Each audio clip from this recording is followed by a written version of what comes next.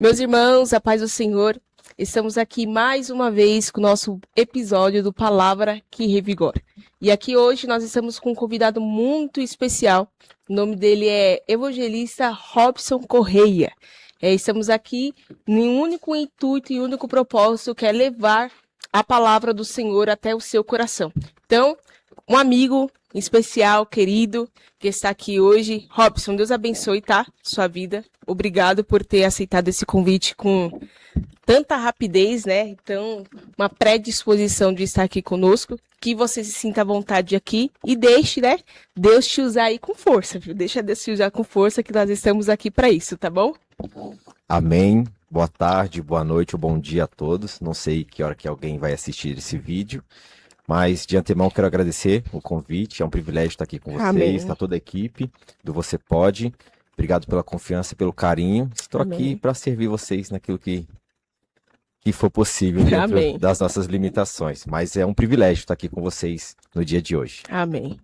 Robson, eu sei que aqui a gente fala muito sobre o episódio, né? O canal é sobre palavra que revigora e nada mais do que manifestar a palavra do Senhor através daquilo que Ele fez nas nossas vidas. Eu conheço você há um tempinho aí, né? Não tanto tempo, mas um tempo. E eu sei que você tem uma história de superação, uma história de garra, uma história de, pelo pouco que conheço, um cara que passou por muitas coisas e por muitos altos e baixos e venceu todas elas, com Deus na frente, é claro, mas também com vontade, garra de vencer. E eu queria que você me contasse sobre isso. O que aconteceu para você chegar até aqui hoje, o evangelista Robson, o pregador, né? O cara que eu vejo bastante vídeo dele na rua, evangelizando, fazendo evangelismo. Aí uma hora tá na rua fazendo evangelismo, outra hora tá escrevendo um livro, outra hora tá no Senac fazendo palestra. Eu falo, meu Deus, mil e uma utilidades. E como que foi tudo isso, Robson? Olha, não foi fácil e não foi do dia para a noite, né? Eu Sim. costumo falar em alguns lugares que eu vou, que as pessoas pedem para contar a minha história. Eu costumo dizer que minha história é tão triste que se eu contar pro carroceiro até o burro chora. Infelizmente é uma realidade, né? Não foi fácil. Desde a minha infância foi um período bem difícil, bem conturbado. Eu costumo dizer que eu sou órfão de pais vivos, né? Porque Sim. o órfão é quando você não tem os pais. Mas quando você tem os pais, e eu acho que é pior do que você ter os pais, saber que os tem, mas não poder contar com eles, não poder contar com carinho, afeto, amor, cuidado, e nenhuma dessas coisas. Então isso é bem complicado para uma infância de uma criança, né? Tem coisas que marcam a vida de uma criança. Quando eu tinha 2 anos de idade, minha mãe, ela ficou grávida da minha irmã, ganhou a minha irmã, e nisso ela teve uma dieta quebrada, resguardo quebrado, que o pessoal falava antigamente. Não se tinha os cuidados que se tem hoje, né, Sim. com aquela questão pós-parto. E ali a minha mãe era enfermeira e tal, trabalhava em hospitais, e ela ficou desnorteada, doida. Ela não voltou à sanidade dela. Aquilo perturbou ela de fato, mentalmente. E tanto é que ela é diagnosticada com distúrbio mental, esquizofrenia, entre algumas coisas más. E nesse inteirinho, meu pai afundado nas drogas, bebia muito. Eu lembro quando eu chegava em casa, ele chegava bêbado e batia na gente. Tanto é que eu tenho um monte de cicatriz. Acho que por isso que Deus me deixou careca, né? Eu tenho um monte de cicatriz na cabeça. E tudo essas cicatrizes ele que fez, porque ele, né, segundo os vizinhos mais velhos contavam, foram fazer um assalto. Deu errado e aí ele pulou na linha do trem, o trem passou por cima, aí cortou uma perna dele e aí ele andava de muleta. E essa muleta, essa de Itacuja, foi a qual ele espancava a gente, batia na gente. E aí nós fomos crescendo naquele cenário. Minha avó, olhando aquela situação por parte de pai, ela pegou a gente para criar, levou eu e minha irmã para Minas. E lá em Minas a gente começou a ter um pouquinho de família, digamos assim. Nisso a gente estava com 8, 9 para 10 anos de idade. Só que aí ficamos com a minha avó 3 anos e ela veio a falecer. Ela teve um câncer e o Senhor recolheu ela, né? Nesse período. E aí nós voltamos para São Paulo. Só que quando agora a gente volta para São Paulo já adolescente, aí foi, digamos assim, do jeito que o diabo gosta, né? Conhecemos de tudo, fizemos de tudo, não tinha ninguém para dar um freio, para dar um norte, para dar uma orientação, então foi daquele jeito. Tentei me reaproximar do meu pai, já, né, nessa período de adolescência, só que assim, a nossa reaproximação foi um período não tanto convencional, porque os nossos momentos de recreação que a gente tinha junto de pai e filho não era jogar bola, não era algum esporte ou não era alguma coisa, mas era usar droga junto. A gente Sim. usava droga, eu e ele, usávamos droga a noite inteira junto, cheirava cocaína a noite toda, e no outro dia de manhã ele simplesmente olhava pra minha cara e falava assim: você é um nóia. Então, tanto é que eu odeio essa palavra, eu não gosto dessa palavra. Quando eu vejo pessoas na rua assim, no farol ou em situação de rua, eu tenho certeza que se não fosse a misericórdia e a graça de Deus, era pra mim estar no lugar dessas Sim. pessoas. Então aquilo marcou bastante a minha vida. E aí foi se passando, quanto mais o tempo passava, mais eu afundava nas drogas, né? Conheci a mãe dos meus filhos, né? A gente começou a se relacionar e aonde teve a nossa primeira filha, que foi a Bárbara. E ali começou a virar uma chavinha na minha cabeça, porque eu olhava aquela criança e falava: meu, eu não posso dar tudo que eu recebi, eu não posso permitir que essa criança passe ou por coisa semelhante do que eu passei, Sim. porque até abusado sexualmente eu fui Sim. nesse período de infância. Então, aonde começou a virar a chavinha que eu precisava sair daquela situação, daquele fundo de poço, e ali, a partir dali, Deus começou a trabalhar na minha vida. Mesmo eu ainda não firme com Jesus, mesmo eu ainda não frequentando igreja, mas já havia sinais da graça de Deus sendo Sim. manifestada na minha vida. Sim. Minha infância praticamente foi isso aí.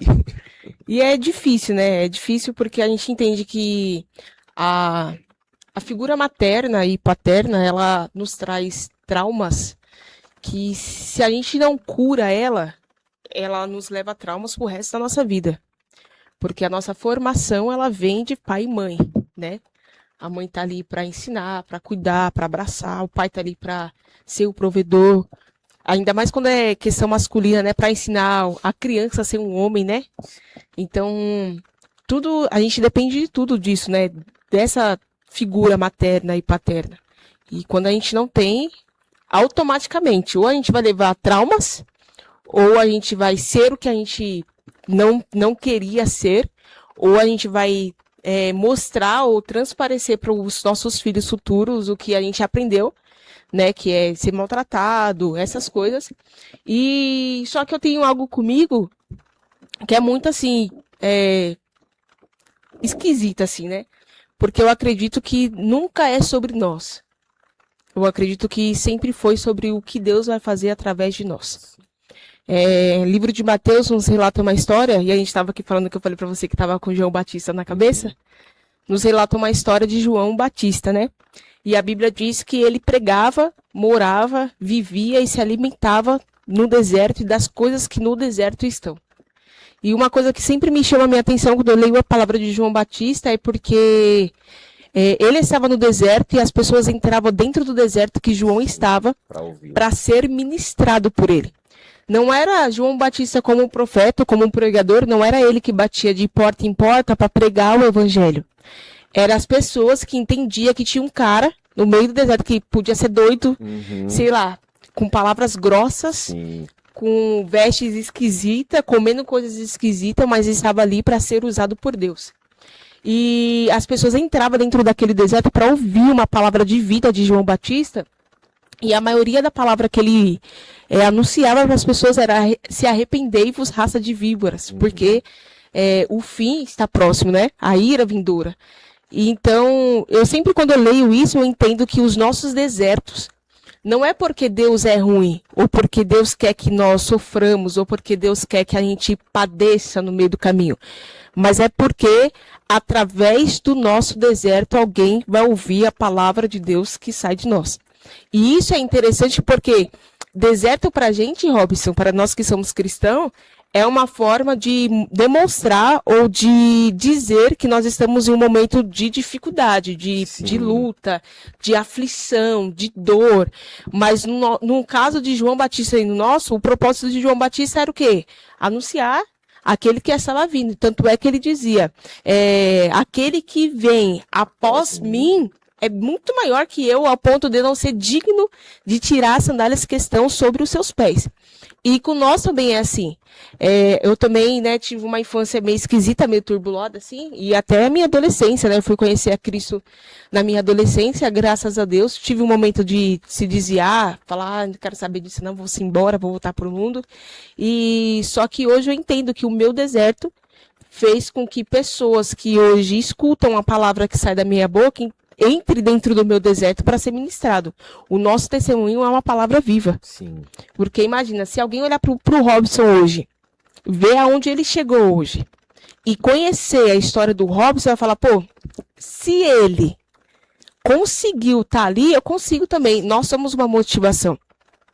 E isso aqui é muito interessante. Então, hoje eu acredito que você é um exemplo para os seus filhos, né? Tem 2 meninas e um menino. E eu vejo, é Mel, né? Sim. A Mel te acompanhando lá nos Estados Unidos, em todos os lugares, dançando na igreja. Eu vejo esse carinho, esse afeto que você tem pelos seus filhos e sempre teve, desde quando eu te conheci, não, meus filhos para lá, tem que pegar meus filhos. Então isso é um reflexo de que Deus entrou na sua história, onde era para ser uma história perdida, onde era para ser uma história desgarrada, Deus fez algo novo, né? Sim, e é interessante porque às vezes eu conto, né, e algumas pessoas, igual, eu tenho bastante mídias, né, todas as mídias sociais, eu tô lá, tem algum canal meu lá. Sim. E esses dias eu coloquei um vídeo e tem um vizinho meu que nós crescemos juntos, e ele assistiu e ele chegou a comentar aí embaixo, depois quem quiser pode ir lá no TikTok, tá lá.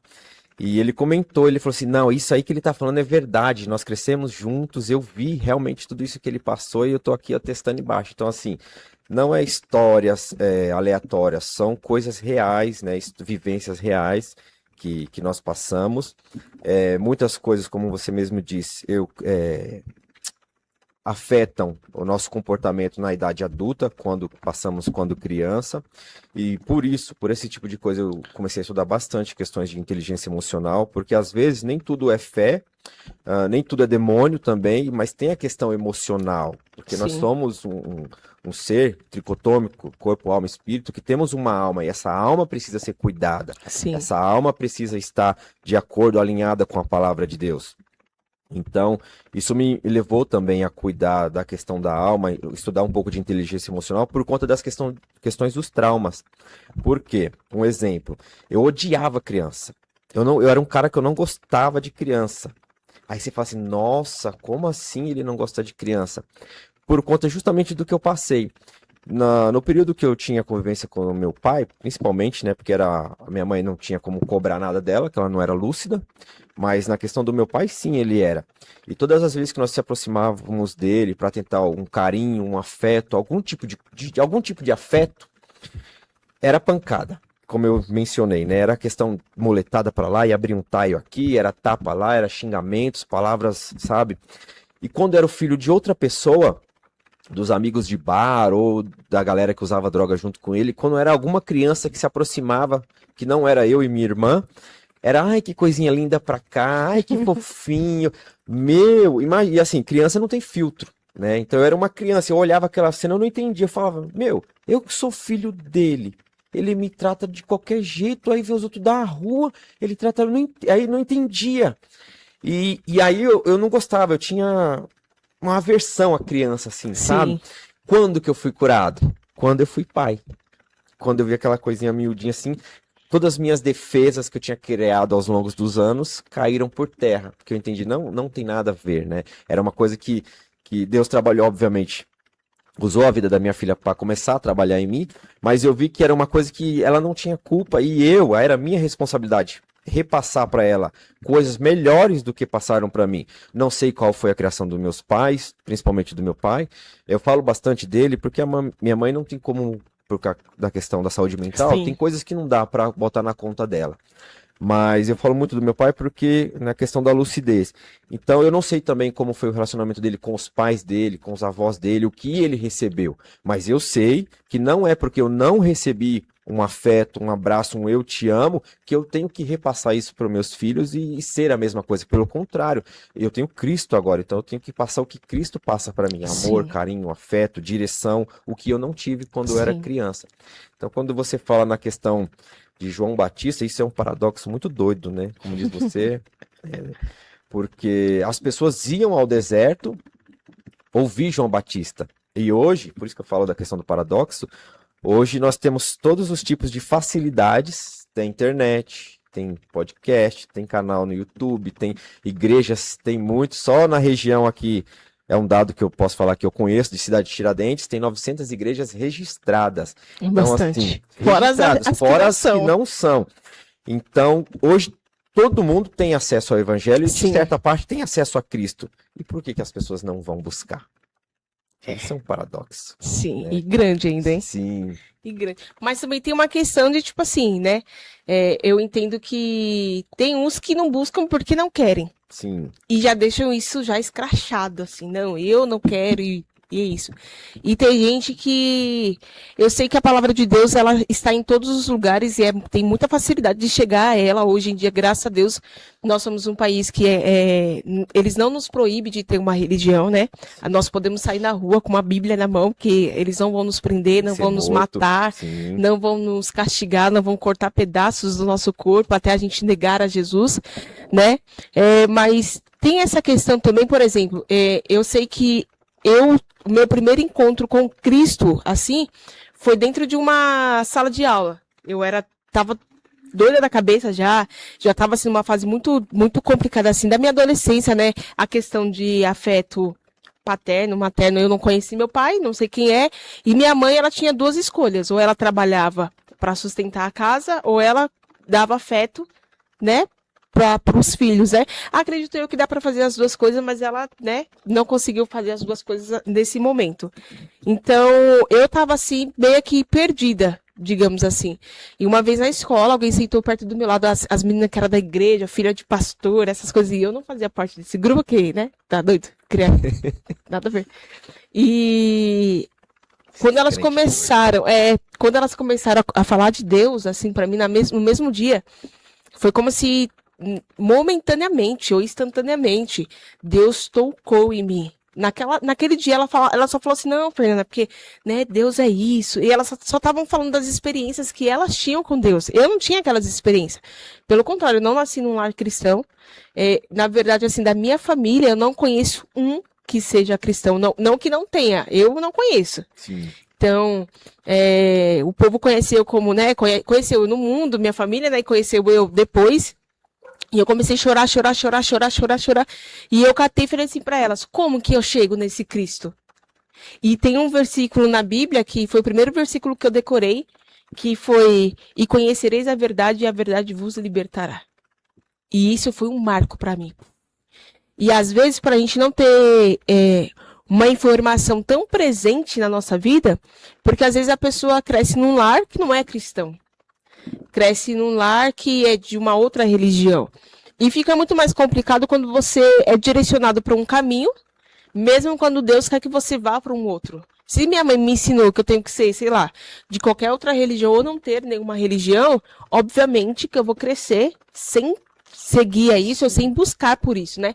É por isso que o trabalho que você faz para mim é um trabalho incrível. Né, da questão do evangelismo que eu vejo você postando lá, tá? Inclusive esses dias eu vi um vídeo recente, né, que você postou, se eu não me engano, foi nos status do WhatsApp, se eu não me engano, você entregando um panfleto e eu acredito, não tava com áudio original, né, tava com uma música, mas eu acredito que você tava mostrando para eles onde ficava a igreja. Na verdade, era uma célula. A gente tem uma célula na comunidade. Sim. E toda quinta-feira a gente tem essa célula, que chama-se GC, Grupo de Cuidado. Sim. E ali eu fui um pouquinho antes do GC para convidar as pessoas, né? Fazer esse trabalho justamente de... E olha, deu resultado. Não foram as pessoas que nós chamamos, mas apareceram uns 3, 4 lá que, meu Deus do céu. Não, então, e isso é bom, porque às vezes, não que a gente faça errado, é claro que a palavra do Senhor, ela por si própria, assim que ela é implementada em nós, ela se encarrega, né, de dar fruto, dependendo de se a terra for uma terra fértil, né? Então, às vezes é isso, é direcional. Tô aqui, o profeta, Jesus te ama, mas ó, ali é lá. Lá que Cristo vai fazer alguma Sim, coisa. vai se revelar para você, Isso, né? e isso é muito interessante, muito interessante. E você falando também sobre a questão do seu pai, né? Que com as crianças de fora é, ele fazia carinho, afeto, e me veio na mente, assim, instantaneamente, a questão de Davi. Que o cara, eu sou apaixonada por alguns personagens da Bíblia que, né? E um deles é Davi, porque o cara tava no campo, cuidando das ovelhas do seu pai. Os irmãos era mais irmãos de que ia para a guerra, né, que tinha estrutura melhor, aparência melhor, uma força maior. E quando Samuel entra na casa de Jessé e fala assim, olha, daqui sairá um rei, Jessé apresenta todos os filhos dele, Sim. menos o menor da casa. Menos Davi. E ele só lembra que Davi existia porque Samuel olha para ele e fala assim, olha, não é nenhum desses. Tem alguém mais? Que Sim. aqui não tá. Se não tá Se aqui, tá onde? Deus falou que tá aqui, mas tá onde? Que não tem Se mais não algum tá aqui, filho tá onde? perdido por aí? E alguém fala assim, pô, tem o menor da casa, tá no campo, apacentando as ovelhas. E a história de Davi é uma história, para mim, é uma história de resistência no campo, porque o campo, ela traz essa resistência para nós. É muito bom estar sentada no trono, é muito bom você ser o rei, é muito bom porque talvez a gente tenha um pouco mais de facilidade nessa questão de trono. Mas o campo é um negócio dolorido. Sim. Quem vive no campo entende o que eu tô falando. O campo é um negócio dolorido, porque no campo é o lugar onde você chora no secreto, porque no campo você tá ali para cuidar. Como Davi cuidava de ovelhas, né, tecnicamente, assim, nós estamos ali, no campo a gente está ali para cuidar, para guerrear por almas, para trazer almas para o reino. Então ali a gente não pode demonstrar a nossa fraqueza. A gente não pode demonstrar o nosso abalo emocional. A gente não pode demonstrar como o nosso coração está de fato. E aí, quando alguém chama Davi, vai no campo para chamar Davi, alguém olha para Davi e fala assim, Davi, Samuel está na sua casa. E talvez, como os irmãos de Davi eram acostumados a ser homens de guerra, talvez Davi olhasse e falava assim, não, gente, os importantes não estão aqui no campo, está dentro de casa. Não é aqui que vocês têm que procurar. E aí a notícia que chega até os ouvidos de Davi é, Davi, você não está entendendo. Samuel falou que se você não chegar, ninguém vai se assentar à mesa. Ninguém vai comer. Ninguém vai tocar ali num copo de água, rapaz. Então você tem que ir. E talvez o estado que Davi estava naquele momento no campo não era um estado bom. Talvez as roupas estavam sujas, talvez as ovelhas estavam dando, não trabalho, né? Porque ovelha não dá trabalho. Mas talvez as ovelhas estavam precisando de um cuidado maior e, né? Talvez ele estava cansado do trabalho árduo que tinha no campo. E alguém chama ele e fala, Davi, se você não for, ninguém senta, ninguém come, ninguém bebe, ninguém faz nada. Tu que tem que ir. Então eu vejo um Deus pegando um cara que era rejeitado. O pai estava ali, o pai cuidava dos irmãos, o pai tinha intimidade com os irmãos, mas o menor da casa, a gente não sabe qual hora ele entrava em casa para comer. Sim. A gente não sabe se de fato se comia, né? Exatamente. Detalhe. A gente não sabe se no almoço de família do domingo, né? Vou colocar na linguagem atual para as pessoas entenderem. A gente não sabe se no almoço de família dos domingos Davi era um cara convidado ou se ele ficava só no campo cuidando das ovelhas, fazendo as suas obrigações. A gente não sabe o que Davi passava. A gente só sabe de uma coisa. Dentro do campo, Davi sentava, tocava sua harpa e cantava os louvores a Deus. E isso é o ponto crucial. Porque às vezes a gente pode ser o abandonado dentro de casa, o largado, o esquecido, o escurrachado, mas Deus olha pra gente de uma maneira diferente. Deus não olha pra mim como minha mãe olhou. Tanto é que a Bíblia fala assim, ainda que uma mãe se esqueça do filho que foi gerado dentro do ventre, eu, o Senhor, nunca me esquecerei de vocês. Sim. E isso, quando eu entendo, todas as vezes que eu entendi que o amor de Deus, que Deus tem por mim, não é o mesmo amor que minha mãe sente. Por mais que o amor da mãe seja um amor fraternal, não é o mesmo amor. Não é assim, nem se compara. Eu parei de me questionar em algumas coisas, né? Então, a gente entende que a gente pode ser largado, abandonado, o esquecido, o largado na esquina, mas Deus não abre mão de nós. Sim. Baseado na história de Davi, né? Tanto Davi no campo quanto João Batista no deserto, como você mesmo até disse, né? Que a questão do deserto, para nós cristãos, é sofrimento, é tribulação, é passar prova, etc, etc e tal. Porém, é justamente nesses momentos que nós somos aperfeiçoados em Deus. E não Nós não gostamos. Quem que gosta de sofrer? Ninguém aqui é masoquista, Ninguém né? gosta, né? Ninguém gosta de passar tribulação, prova e angústias. Porém, Deus, ele é didático, né? E é uma das formas de Deus falar, porque Deus conhece cada um dos seus filhos na sua essência. Então, uma das formas de Deus ensinar os seus filhos é através do deserto, é através da provação. Sim, E também uma das formas de Deus se revelar. Por quê? Porque só nessas questões você fica mais dependente de Deus. Eu costumo falar, por que, né, as pessoas se questionam hoje, nos dias de hoje? Porque antigamente tinha milagres, curas, paralíticos andavam, mortos ressuscitavam, e por que hoje, né, não acontece? Deus mudou? O que que aconteceu? Será que Deus deixou de ser Deus? Será que Deus deixou de operar? Ou será que Deus perdeu o poder? Não, é porque hoje nós temos muitos recursos. Então, onde sim, há muito recurso, pouca fé. sim, E aonde há pouco recurso, há muita fé. E a sim, fé, ela move o coração de Deus e a mão de Deus a nosso favor. Então, nesses momentos de dificuldade, de deserto, de provação, é nesses momentos que a nossa fé é acrescentada, de fato, nossa fé é depositada e nós, de fato, exercitamos a nossa fé. Sem querer, já vamos entrar na questão do movimento. Mas, de fato, nós exercitamos a nossa fé, porque não adianta nós termos fé e se a nossa fé não move nosso coração, não move a nossa vida, não nos coloca em rota de ação para mudar alguma coisa na nossa vida. Então, a gente sim, precisa ter fé, que uma fé sem obras é morta, é vã, sim, é inútil, mas nós precisamos exercitar a nossa fé. sim, Então, nesses momentos de escassez, digamos assim, foi onde Davi exercitou a fé dele, de fato, no campo, mas também na prática. Quando ele enfrentou o urso, quando ele enfrentou o leão, matou o leão. Então, assim, ele colocou e ele experimentou Deus ali, experimentou o cuidado de Deus, a proteção de Deus, a providência sim, de Deus. Ou seja, ele estava criando experiências com Deus para as coisas futuras, né, que iriam por vir, a saber, o gigante. sim. Então, mas a fé dele foi acrescentada, e não só acrescentada, ela foi fortalecida. Imagine a fé como um músculo. Hoje, né, todo mundo é fitness, né? Todo mundo quer ficar no shape. Eu ainda não consegui, não. Mas imagine a fé como um músculo. Tá, você tem um músculo, mas você não exercita. Você não cuida dele, você não se alimenta de forma saudável. O que Sim, vai acontecer com esse músculo? não vai Ele crescer. vai atrofiar. Sim, Ele, além de não crescer, a tendência é ele atrofiar. Você ficar com o braço assim por muito tempo, ele começa a formigar, e se você ficar anos ou meses assim, ele vai atrofiar e você sim, não consegue. Depois tem que fazer fisioterapia sim, para voltar aos movimentos. A fé é a mesma coisa. A fé é um músculo e nós temos que exercitar a fé. E quanto mais nós exercitamos, mais ela cresce, mais ela fica notória, mais experiências com Deus nós temos, né? sim. E é por isso que Deus sempre nos coloca dentro do deserto. Sim, Porque nós, fora do deserto, nós não exercitamos fé. tanto é ainda falando de Davi. Davi foi né? Todo mundo está sujeito ao erro, mas Sim, Davi, ele foi impecável, digamos assim, enquanto pastor de ovelha. sim, Mas foi ele subir ao trono que a queda veio. Então, assim, sim, às vezes nós ficamos confortáveis demais quando há muitos recursos. É bem verdade, como eu disse, ninguém gosta de passar privações. Mas Deus conhece os nossos corações. Às vezes, Deus permite certas coisas para quê? Para se extrair o melhor de nós, né? Na questão do azeite. Como se faz o azeite?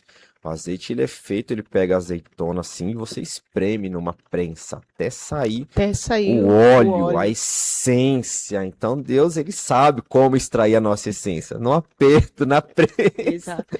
Não que Deus goste de ver os seus filhos sofrer, mas alguns de nós só funciona assim, no tranco. Infelizmente, é verdade. Eu ouvi uma frase, na verdade, é uma ministração de um colega meu, e ele dizia algo que mexeu muito comigo. Todas as vezes que a Bíblia fala assim para nós, não andemos ansiosos com coisa alguma. Eu, o Senhor, tenho cuidado de vós. A Bíblia diz que o Senhor, ele cuida até das aves que estão no céu. Imagine de nós.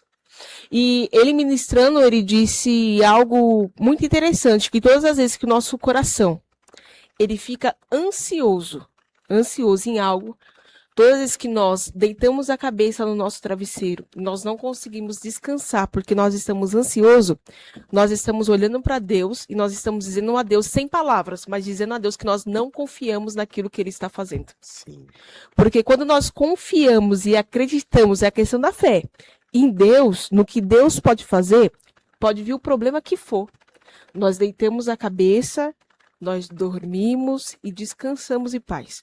Isso é uma questão que entra de novo Davi, quando ele se deparou com o gigante. E ele nem foi lá para enfrentar o gigante, ele foi lá para alimentar levar a merenda da e galera. trazer notícias dos seus irmãos para o pai. Foi lá, ó, vai lá, leva essa comida para os seus irmãos. Quando você voltar, você me fala como que eles estão lá.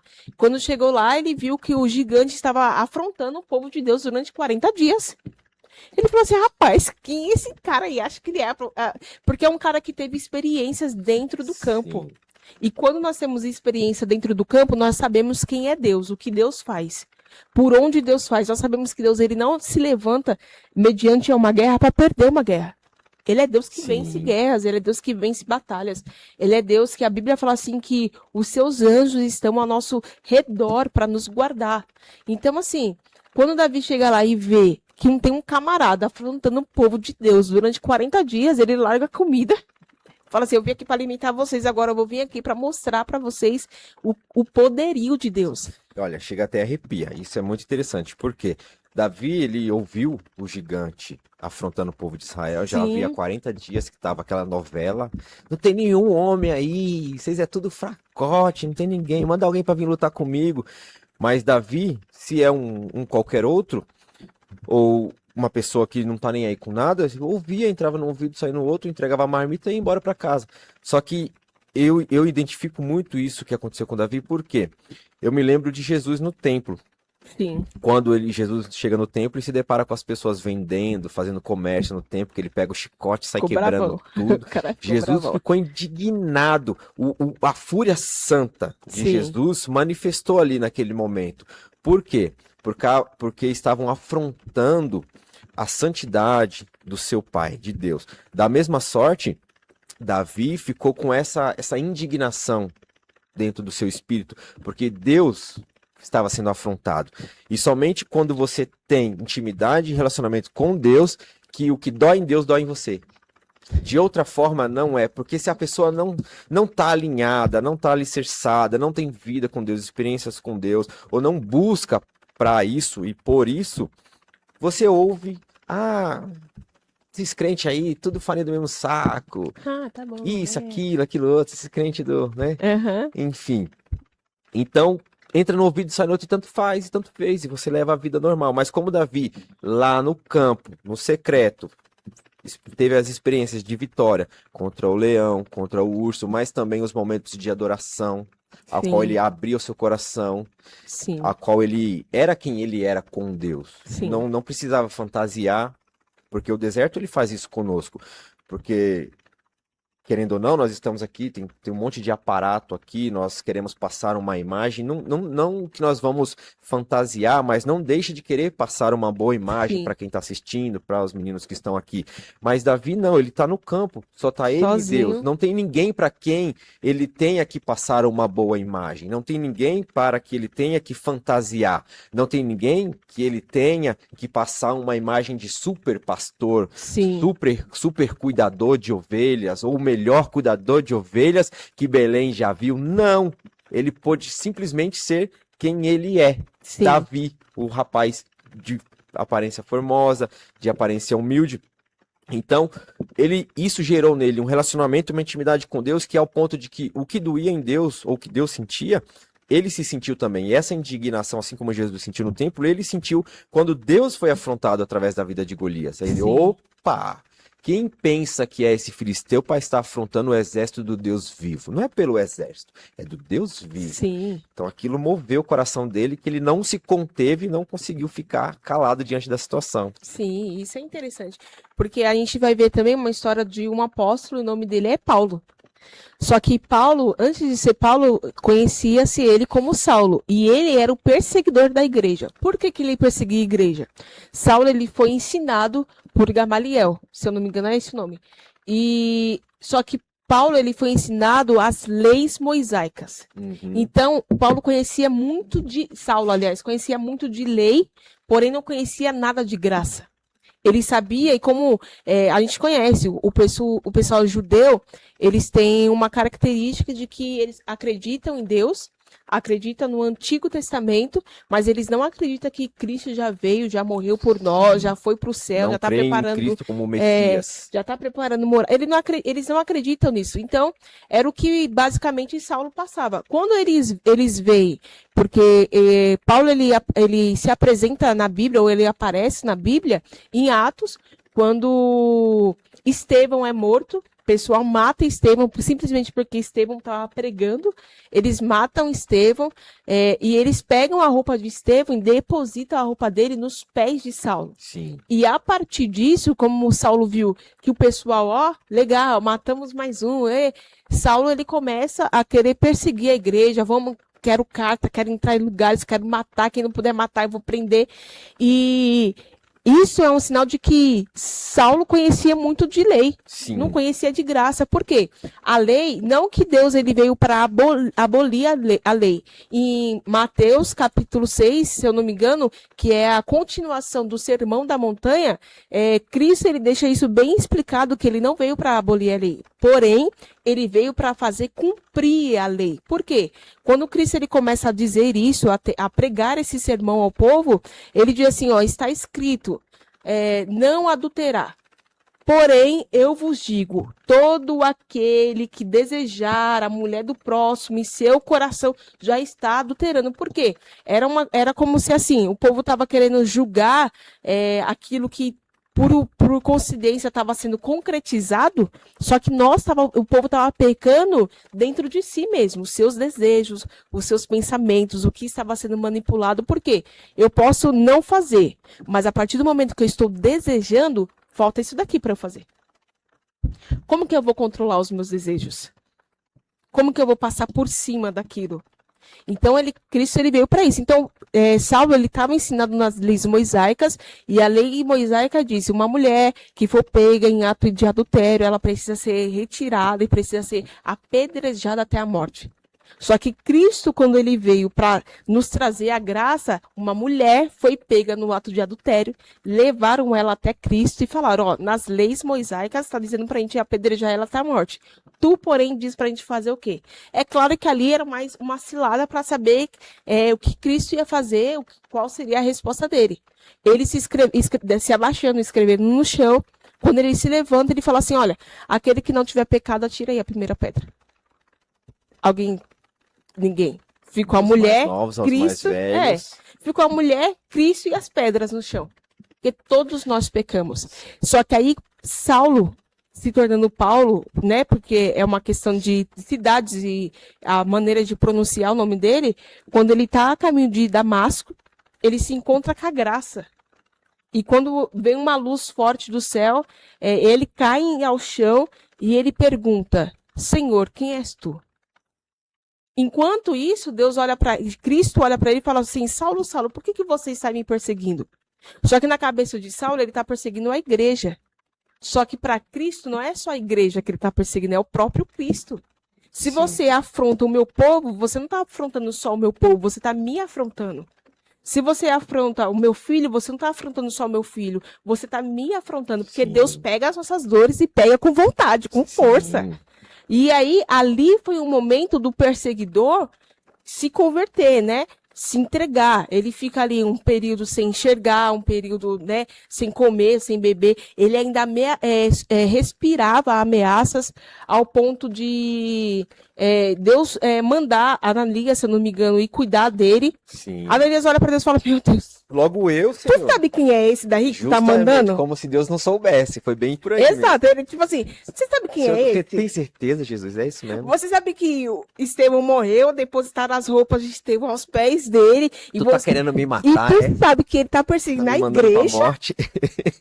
Só que pra Ananias era um cara que, tipo assim, talvez aos nossos olhos seria da mesma forma. Não tem Sim, mais solução. Aos olhos humanos, perdido. Não tinha Sim, mais solução. Para Deus não. Deus via Saulo como grande fundador de igrejas. Sim. Independente se naquele momento ele era o perseguidor, mas Deus via ele como o fundador da igreja. Sim. E você tocou num assunto muito interessante que dá pano pra manga. E eu nem tem muita bora. gente que não tá preparada para falar sobre isso. Ou não tem estômago, mas é a questão de lei e graça. Sim. Por quê? Porque a lei e a graça, Todos nós sabemos que a graça é o favor Sim, merecido de Deus. E a matéria de soteriologia, que é a doutrina da salvação, a teologia, ela vai tratar sobre esse assunto. Em questão de salvação, o homem não pode se salvar. sim, Por si só, ele não consegue se achegar a Deus. O homem, por mais que ele faça, ele não pode salvar-se a si mesmo. E aí entra Jesus nessa história toda, trazendo a graça. Só que, muitas das vezes, nós não sabemos quem nós somos antes de Cristo. sim, Porque muito se fala que Deus vai perdoar os seus pecados. Tá, perdoa, de fato. Mas não é só a questão dos pecados, porque os pecados eles fazem separação entre nós e o nosso Deus. Mas não é só a questão do pecado, da separação. Porque a palavra de Deus vai dizer que nós éramos inimigos de Deus, por sim, natureza. Davi, o próprio Davi, no Salmo 51, ele vai dizer: em pecado eu nasci e em pecado me concebeu a minha mãe. Não há, Paulo vai dizer que não há um justo sequer, não há quem faça o bem, não há quem tema a Deus. Ele vai dizer em Romanos 3, 23, 26, 23, que todos pecaram e destituídos estão da sim, glória de Deus.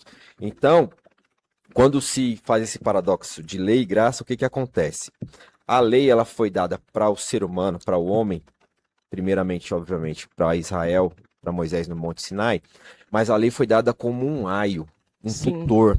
Paulo vai falar isso aos Gálatas, versículo capítulo 3, 23 e 24, se eu não me engano. Ele vai dizer que a lei foi dada como um tutor. Qual que é o fundamento da lei? Ou qual a finalidade da lei? A finalidade da lei é pegar o homem e mostrar para o homem que ele, por si mesmo, não pode se salvar. sim, Porque toda a lei, ela só vai falar, não faça. Ou melhor, faça. Faça, faça, faça, faça, faça. E a graça não volta para a lei ou para o homem. A graça volta para Cristo. Ele já sim, fez, ele pagou, ele remiu, ele comprou, tetelestai, está pago. Então a lei mostra a pecaminosidade da humanidade. Nós herdamos, digamos assim, o DNA espiritual de Adão caído. sim, Então, nós não podemos nos salvar. Há quem diga que você pergunte assim: ah, você está indo para a igreja, vai para a igreja fazer o quê? Ah, vou buscar minha salvação. Nem vai, porque você nunca achou. Porque você não vai para a igreja para buscar a sua salvação, você vai na igreja para agradecer a Deus, porque Ele já pagou pela sua salvação. sim, E isso muda tudo.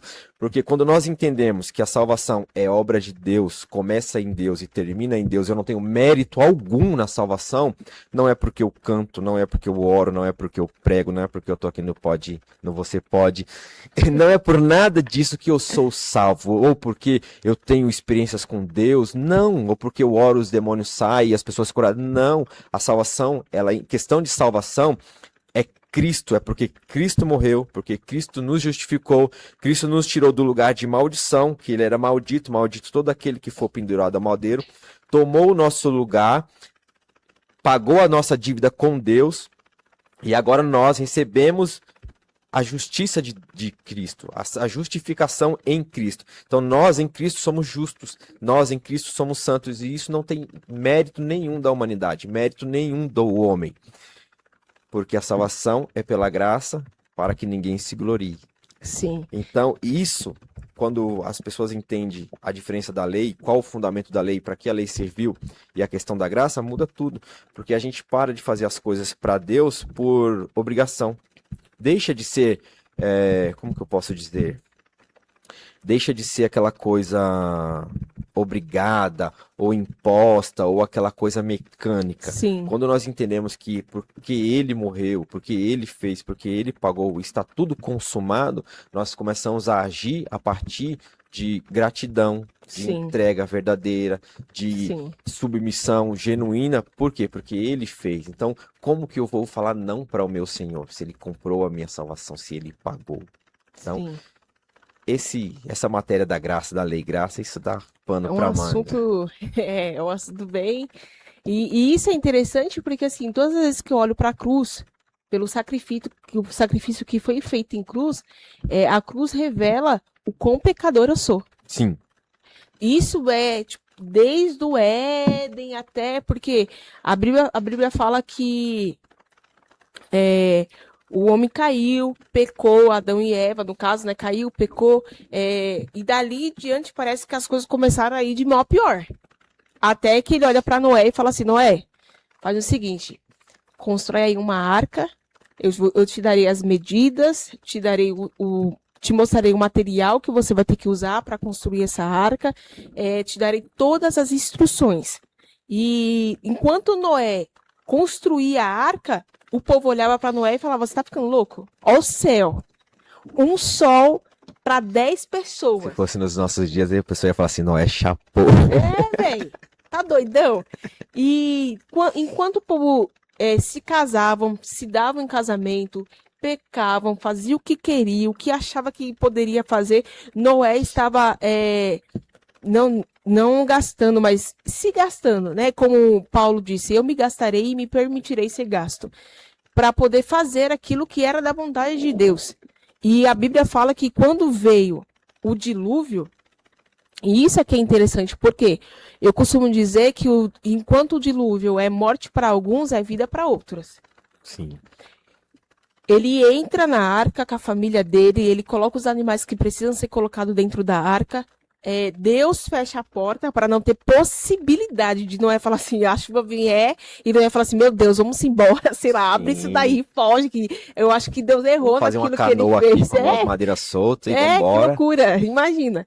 Então, quando ele fez isso, que o dilúvio veio, que foi uma proporção tão grande, porque a Bíblia fala que não foi só do céu que veio água. Caiu água do céu, abriu-se, como que chama o nome? As comportas. Isso, tudo, do céu, da terra, o mar, tudo se levantou para poder destruir mesmo. Enquanto foi morte para uns, foi vida para outros. Então a gente entende que se não fosse por Cristo, a humanidade não tinha jeito não. E hoje nós, se não é Cristo, se não foi pelo sacrifício de Cristo, nós também não. É aquilo que você falou no início. Eu vejo as pessoas na rua, eu vejo as pessoas nos faróis, eu vejo as pessoas em situação de rua, e eu sei que talvez eu estaria lá. Talvez não, com certeza. Com toda Era pra mim estar certeza. lá. Só que Cristo veio, morreu por nós, pagou-se o preço que, né, não foi porque, Cristo pecou, até porque quando colocam ele no madeiro, quando sobem a cruz, quando crucificam a ele, a Bíblia fala que existe um lugar que se coloca o pecado ou a condenação, e lá não tinha condenação. O que eu vou escrever? Esse aqui é o Rei dos Reis. Não tinha condenação. Rei dos Então, judeus. A gente vê que se não fosse por Cristo, se não fosse pela graça, se não fosse pela morte, nós não teríamos possibilidade alguma de ser gente boa na vida. Eu costumo dizer que tudo que isso nós aprendemos com o nosso pastor, né? Pastor Fábio, um grande abraço, homem de Deus. Nós costumamos ouvir, e isso a gente reproduz porque é uma verdade, tudo de bom que há em nós é de Deus, é Deus manifestando a graça dele. Tudo de ruim que tem em nós é de nós mesmos. É de nós mesmos. De nós mesmos. É tudo nosso, é original nosso. Sim. Porque a questão do pecado, há necessidade de entender a questão do pecado original. Porque a gente tem uma visão errada de, quando se fala de pecado, achar que o pecado ou o problema do pecado é só o que eu faço, é só questão de comportamento, né? Um adultério, prostituição, você se embriagar, você se drogar. Só que isso não é só o problema. Isso aí você está fazendo mal para si mesmo. Mas a questão do pecado ela vai muito mais além. Porque, como Davi disse no Salmo 51, o pecado não é somente o que eu faço. O pecado é o que eu sou. Sim. E antes de Cristo, antes de nós termos Cristo nas nossas vidas, nós éramos pecadores por natureza. A nossa essência é pecado. Sim. A nossa essência é ser inimiga de Deus por natureza. Não precisa eu fazer nenhuma ação ou fazer nenhum mau comportamento para me tornar pecador. Eu já sou pecador porque eu nasci. Sim. E isso muda tudo. Quando nós entendemos isso, nós deixamos de olhar, colocarmos o nosso foco no nosso comportamento. Porque o nosso comportamento não nos salva. Sim. Se bem que temos que ter um bom comportamento, né? Moralmente falando, digamos assim. Mas o bom comportamento ele é reflexo da obra consumada já em nossos corações, e não o contrário. Então Deus está preocupado com pessoas aquebrantadas e transformadas, não pessoas que são adestradas. Sim. Essa é a grande sacada, porque nós vivemos Infelizmente, ainda tem muito essa questão em situações, meios, ciclos que as pessoas têm sido adestradas pelo evangelho. Você não pode isso, você não pode aquilo, você não pode fazer aquilo outro, que você vai para o inferno, sendo que a grande realidade do evangelho é que nós somos maus por natureza. Paulo ele deixa isso bem claro aos romanos. Então, e Davi, mais uma vez eu reitero, Davi ele deixa isso bem claro no Salmo 51. A nossa essência é má. Nós somos inimigos de Deus por natureza. Então, Jesus ele teve que morrer não foi só pelo meu mau comportamento, mas pela minha natureza má. Por isso que a Bíblia vai dizer que agora nós somos uma nova criatura. As coisas velhas se passaram e eis que tudo se fez novo. Porque aquele homem mau, aquele homem caído, aquele homem corrupto, aquele homem que eu falo, não o homem sexo masculino, mas o homem ser humano, a humanidade. Aquele homem caído, corrupto, ele ganha uma nova natureza em Deus. Agora Sim. ele nasce para Deus. Deus olhava para ele até então como uma criatura. Agora Deus olha para ele como um filho. Que nós fomos, Sim. a palavra de Deus vai dizer que nós fomos adotados como filho. Todos quantos creram no nome do Filho, do unigênito do Pai, deu-lhe o poder de serem feitos filhos de Deus. Então isso muda tudo quando nós temos essa ciência de quem nós éramos e de quem nós somos agora. E não é pelo que eu faço. Quando Deus deu Jesus, e Jesus decidiu por vontade própria, não foi obrigado, mas por amor, ele quis se entregar e morrer por nós, ele transformou todas essas coisas. Então, hoje nós somos salvos pela graça, é tudo graça, literalmente a graça de Deus, o favor imerecido. Não é porque nós somos pessoas boazinhas. Porque nós não somos, né? Não. Tanto é que a palavra de Deus vai dizer que quando nós apresentamos a Deus as nossas boas obras, Deus olha para nós como trapo de imundícia. E isso se chama justiça própria. E isso não é de hoje. Desde o Éden acontece isso. Quando Adão e Eva pecam, a primeira coisa que eles fazem, vão lá e pegam as folhas de figo e fazem uma roupa para eles. Sim. Ou seja, nós fizemos besteira. E agora? Vamos resolver por conta própria. Sim. Aí Deus chega, onde é que vocês estão? E como se ele não soubesse. Ah, Senhor, a gente te viu aí passeando no jardim, tivemos medo e se escondemos. Mas por quê? Se escondemos? Porque a gente está nu. Mas quem falou para vocês que vocês estão nu? Ah, por acaso vocês comeram da árvore, do fruto que eu falei para não comer? Sim, nós comemos. Então, o homem, desde a queda, ele tenta se achegar a Deus e resolver o problema do pecado. Só que o problema do pecado nunca foi o mau comportamento. O mau comportamento é o fruto da nossa natureza caída. Agora, Cristo, ele vem e resolve o nosso DNA corrompido, ele resolve na cruz. Sim. Ele mata aquele DNA e nos dá uma nova natureza. E essa nova natureza, ela nos proporciona a viver coisas boas, nos proporciona nos relacionar com Deus, que outrora nós éramos inimigos de Deus, estávamos desligados e afastados, expulsos da presença de Deus. Então essa nova natureza nos traz de volta para o reino das luzes, como a palavra de Deus vai dizer, né? Que ele nos transportou das trevas para o reino do Filho do seu amor.